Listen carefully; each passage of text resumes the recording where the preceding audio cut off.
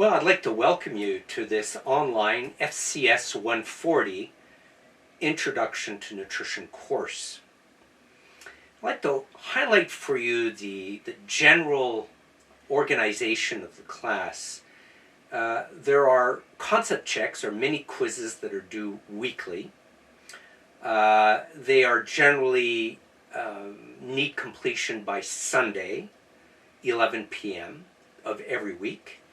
And each concept check has 2 attempts, and I generally recommend that the first attempt be taken roughly around the middle of the week after you've done some reading and you've listened to the video lectures. And then if you're not satisfied with the grade, you can then take the second attempt probably over the weekend. But I would avoid leaving it to the last minute, like Sunday, 11 p.m., right? That's really not a good, or 10 p.m., not a good idea because it tends to put you more in a rush situation. Each of these concept checks, they don't have a lot of questions, but I give you a good 2 hours to complete it. And there's a reason for doing that. This allows you then to use the textbook, and as you read the questions, you can go into the specific section of the textbook and reread that section that's pertinent to the question. And you might get a broader understanding of, of how to answer that question properly. They are multiple choices, but they require that you have a good understanding of the chapter. So what I generally recommend is you read the chapter first, all the way through, and then the second read, you do it by section. I like advising that you close the book and that you, right after you read a section, and you basically say something like, well, the key understanding of this section is that nutrition began to arise as a science in the 19th century, etc., etc.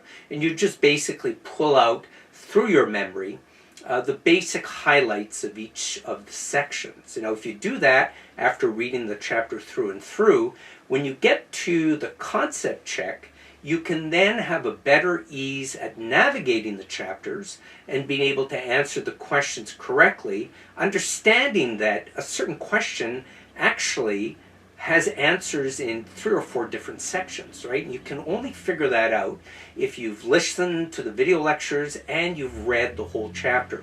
So it's a little more involving than just going in and ticking off the answers. A lot of students that do that unfortunately get low grades. The students who are diligent about reading the chapter in its entirety first and then by section, closing it up and doing the narrative on their own because it helps with their memory, and then using the 2 hours that I give you to answer those questions, will find that they're going to be getting A's in this class.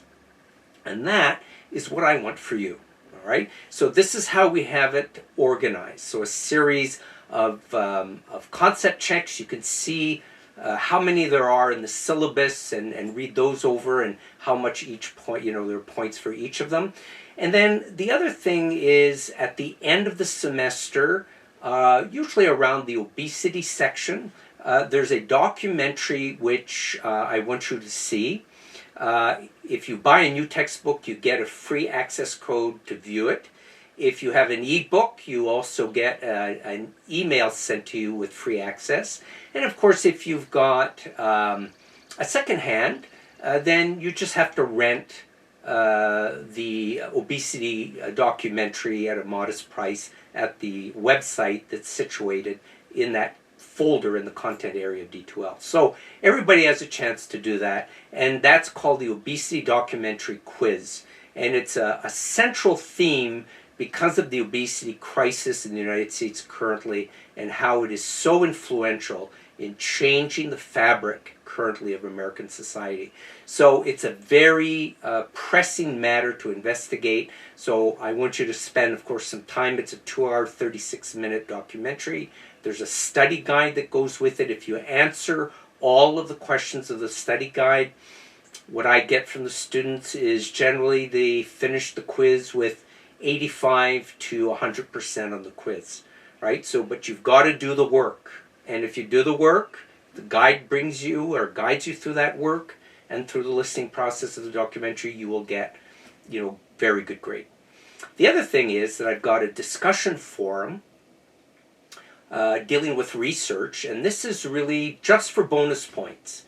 There are 4 discussion themes tied to the research: theory, hypothesis, research design, and societal implications of the research theme.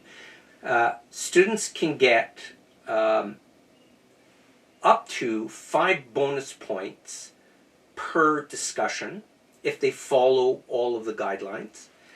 Totally, of course, 20 bonus points. That helps a lot, right? That helps a lot to overcome, let's say, a concept check that didn't go so well. Really urge students to participate in it, but it is, facultative. You don't actually, you don't really have to do it, but it's for bonus points. And if you're listening also to the lectures diligently, you'll find that there are indications there in some of the lectures for bonus points there as well, which will need to be submitted to the assignment box in D2L.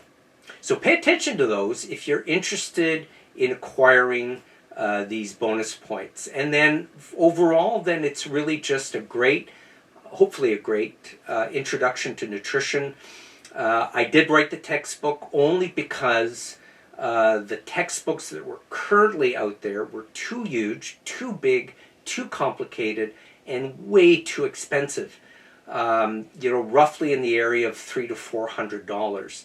And they're so big that the feedback I was getting from students is that they were never reading the book. So I created a whole new textbook following a completely different design, which tells the story of nutrition. So I start off with the origins of our nutritional habits in the United States, and then I go on to investigate all of the other aspects of nutrition, bringing you through a complete narrative.